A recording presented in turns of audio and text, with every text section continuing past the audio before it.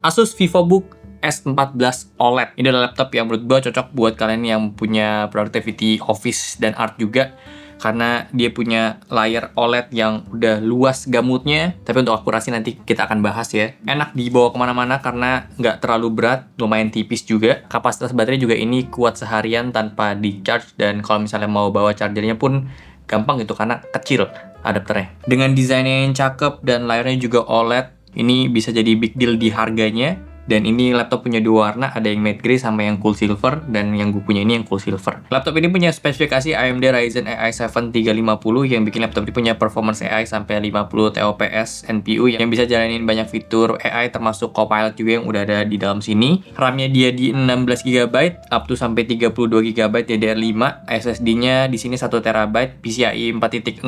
Ini dapat speed di sini udah gue coba sekitar 6900-an untuk read-nya dan write-nya itu di 6000-an. Dan tentunya ini udah termasuk Windows 11 Home. Karena secara prosesor di sini udah dukung banget AI, makanya banyak fitur AI yang bisa kita manfaatin juga dari laptop ini. Termasuk juga di keyboard ini kita bisa langsung quick access Copilot ya, shortcut di sini ada di sebelah kirinya arrow. Ada fitur co-creator juga untuk kita bisa gambar-gambar dengan bantuan AI, jadi tinggal kasih aja promptnya. Fitur Story Cube juga udah ada di sini, ini eksklusif untuk Asus AI Apps. Ini AI yang ngebantu banget untuk mengorganisir kita punya file-file ada di laptop kita supaya lebih efisien. Dan soal keamanan di sini dia udah ada Face ID, jadi kita nggak perlu repot-repot pakai sidik jari lagi. Di sini kita bisa lihat atasnya itu ada kayak sejenis sensor untuk ngedetek kita punya wajah ya. Layarnya di sini 14 inch Full HD, refresh rate-nya di 60 Hz. Kayak cukup aja untuk kerja, bukan laptop gaming memang yang punya refresh rate di 144 atau di 240 Hz. Di sini memang yang diunggulin adalah OLED-nya. Cara gamut emang gue dapetin ini luas banget. Ini dapet di 100% sRGB, 91% Adobe RGB, dan 99,9% DCI-P3. Untuk warna rata-rata di sini dapat di 2,93 delta I dan rata-rata warna putih di 6,57 delta I. Ini warna bawaannya dia ya, tanpa kita ubah-ubah. Dan sebenarnya ini yang menarik juga, kita bisa ubah secara RGB-nya, slider RGB-nya itu dari aplikasi My Asus Settings Blended. Jadi biasanya kan laptop itu nggak bisa kita ubah kayak monitor RGB khususnya. Jadi kalau untuk nge-push warna putih agak susah.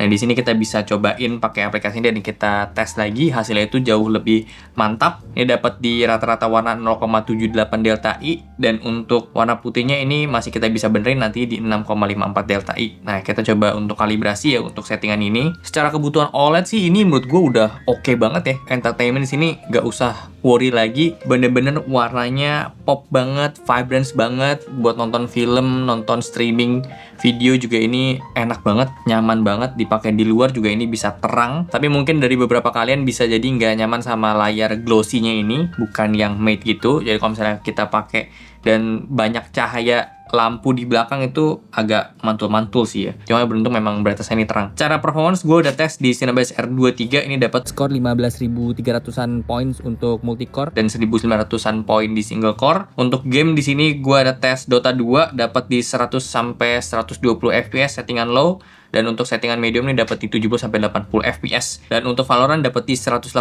sampai 190 FPS di settingan auto. Jadi ini bisa dipakai untuk main game ya. Jadi kalau misalnya kalian memang minta sama orang tua kalian untuk laptop sekolah ya, bisa lah tipis-tipis main game. Ini kita coba edit di DaVinci, footage-nya itu 4K 10-bit 422, pakai lock profile juga. Ini kita udah tambahin LUT-nya, kita tambahin supers juga. Total durasi videonya itu di 8 menit 50 detik ya. Dan untuk lama waktu rendernya dapat di 50 menit. Sebenarnya ini bukan termasuk yang cepat kalau dibandingin sama device yang kita pakai untuk render si video itu betul-betul ya. Tapi kalau misalnya footage-nya itu masih di Full HD dan nggak pakai 10-bit, pakai 8-bit doang sih, ini akan lancar banget. Secara desain laptop ini termasuk yang tipis, ringan, cuma di 1,4 kg doang. Bisa dibuka pakai satu tangan aja dan layar juga bisa sampai 180 derajat. Keyboardnya empuk, gue suka. Ini enak, silent juga, touchpad-nya juga enak, luas, dan udah ada palm rejection, jadi nggak ada masalah. Terus gesture juga ini oke untuk dipakai. Kapasitas baterainya di 70 Wh, cukup untuk productivity seharian.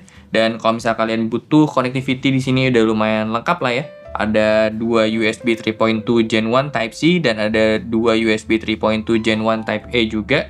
Satu HDMI 2.1 dan satu audio jack. Wi-Fi di sini pakai Wi-Fi 6 dan gue udah coba koneksi ini sih aman-aman aja. Gue pakai laptop ini untuk ngetes, untuk kerja juga di sini. Koneksinya stabil. Dengan harganya dia cuma di 15 jutaan, kita udah dapat layar OLED dan performance yang menurut gue sih ini cukup banget ya untuk kebutuhan sehari-hari untuk kerja. Dengan harga segitu juga kita udah dapetin fitur AI di dalamnya yang sangat-sangat mantap. Dapat AMD Ryzen 7 juga, RAM-nya dapat 16 GB.